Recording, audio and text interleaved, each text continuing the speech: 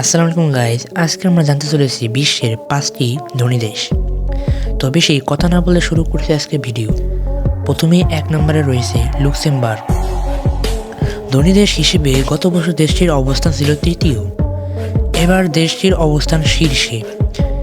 PPP জিডিপিতে মাথাপিছু আয়ও গত বছরের তুলনায় বেড়েছে।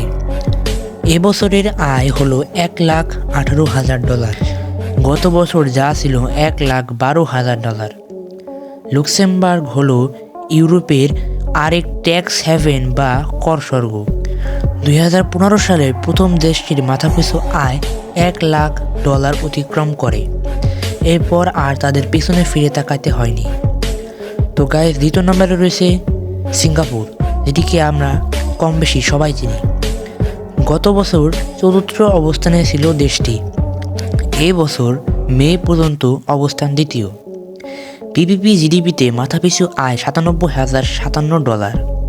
গত বছরের চেয়ে আয় কমেছে, তবে অবস্থান বেড়েছে।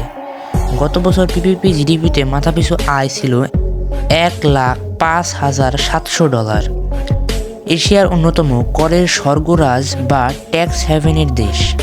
অর্থের উৎস নিয়ে প্রশ্ন করা হয় না। 1965 সালে স্বাধীন হওয়ার পর দেশটি তেমন কিছুই ছিল না, কিন্তু কঠোর পরিশ্রম, স্মার্ট নীতি ও সঠিক নেতৃত্বের গুণে সিঙ্গাপুর এখন অন্যতম ধনী দেশ। তো গ্যাস 3 নম্বরে রয়েছে আয়ারল্যান্ড। পিপিপি জিডিপিতে মাথাপিছু আয় $94,392। গত বছর পিপিপিতে কোভিড-19 আগে ব্রেক্সিট, বাণিজ্য যুদ্ধ, উদ্বুদ্ধ সহ নানা সমস্যায় যখন ইউরোপ ছিল জর্জরিত, তখন আয়ারল্যান্ড ছিল সবকিছু ঊর্ধ্বে।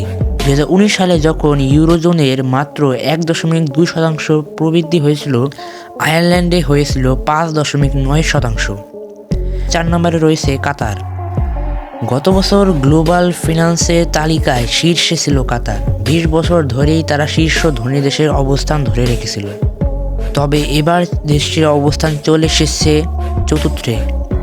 এর অধিবাসী মাত্র 28 লাখ, আবার এর 12% স্থানীয়। গত বছর তেলের দামের যে তীব্র পতন হয়েছিল, তার প্রভাব পড়তে দেখা গেছে দেশটির অর্থনীতিতে। পিপিপি জিডিপিতে মাথাপিছু আয় $93,508, গত বছরের হিসেবে যা ছিল $1,38,900। 5 নম্বরে রয়েছে সুইজারল্যান্ড। সুইজারল্যান্ড মানেই কেবল ঘড়ি বা প্রাকৃতিক সৌন্দর্যই নয়, পর্যটন তো আছেই। ভারী শিল্পের জন্য বিখ্যাত দেশটি। সুইজারল্যান্ডের আর্থিক সেবার সুখ্যাতি বা কুখ্যাতি তো বিশ্বজোড়া। কোটিপতির ঘনত্বের দিক থেকেও দেশটি সবার উপরে। প্রতি 1 লাখ পূর্ণবয়স্ক মানুষের মধ্যে 9,428 জনই কোটিপতি। তবে কোভিডের প্রভাবে উৎপাদনের বড় আঘাত এসেছে দেশটিতে। তো গাইজ, আজকের ভিডিওটি এই পর্যন্তই। আশা করি আপনাদের কাছে অনেক ভালো লেগেছে। ভালো লেগে থাকলে ভিডিওটিকে একটু লাইক করে দিবেন। আজকের মতো বিদায় নিচ্ছি। আল্লাহ হাফেজ।